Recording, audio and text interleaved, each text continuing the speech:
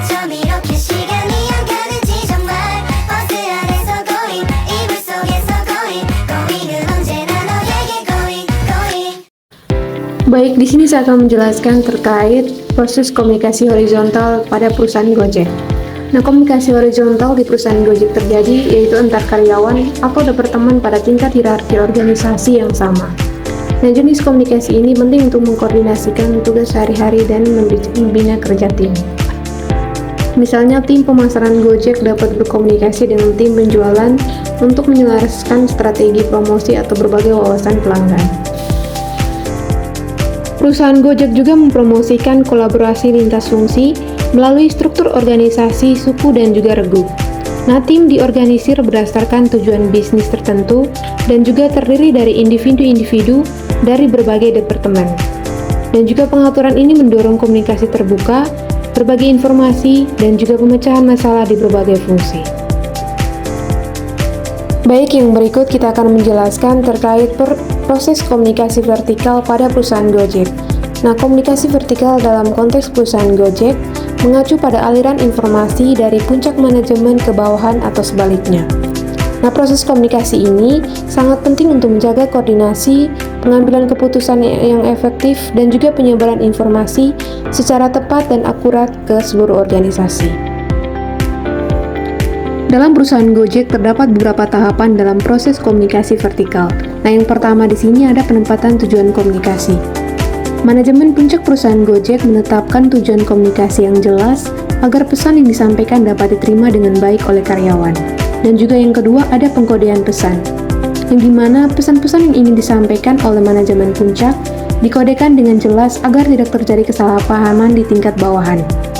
Dan juga yang ketiga ada pengiriman pesan. Pesan-pesan tersebut kemudian disampaikan melalui berbagai saluran komunikasi yang tersedia di perusahaan Gojek seperti rapat-rapat, surat elektronik, aplikasi internal, dan juga lain sebagainya. Yang berikut juga ada penerimaan pesan. Nah, karyawan di berbagai tingkatan dalam perusahaan Gojek menerima pesan tersebut dan memahami isinya dengan baik. Yang berikut juga ada umpan balik. Nah, setelah menerima pesan, karyawan diizinkan memberikan umpan balik kepada manajemen puncak mengenai pesan yang disampaikan. Yang terakhir ada implementasi keputusan. Informasi yang diterima dari proses komunikasi vertikal ini kemudian digunakan untuk mengimplementasikan keputusan atau perubahan yang diperlukan di perusahaan Gojek. Dengan adanya proses komunikasi vertikal yang efektif, perusahaan Gojek dapat memastikan bahwa informasi dan arahan strategi dari manajemen puncak dapat disampaikan dengan baik ke seluruh lapisan karyawan di organisasinya atau perusahaan Gojek. Yang terakhir di sini saya akan menjelaskan terkait proses komunikasi perusahaan Gojek dengan konsumen. Nah, perusahaan Gojek berkomunikasi dengan konsumen melalui beberapa cara yang efektif. Nah, yang pertama di sini ada aplikasi Gojek. Salah satu cara utama di mana Gojek berkomunikasi dengan konsumennya adalah melalui aplikasi Gojek itu sendiri. Nah, melalui aplikasi ini, pengguna dapat menerima notifikasi tentang promo, penawaran khusus, layanan pembaruan, dan juga informasi penting lainnya. Selain itu, pengguna juga dapat memberikan umpan balik melalui fitur yang disediakan dalam aplikasi. Nah, yang kedua ada media sosial. Gojek juga aktif di berbagai platform media sosial seperti Facebook, Twitter, dan juga Instagram untuk berinteraksi dengan konsumennya.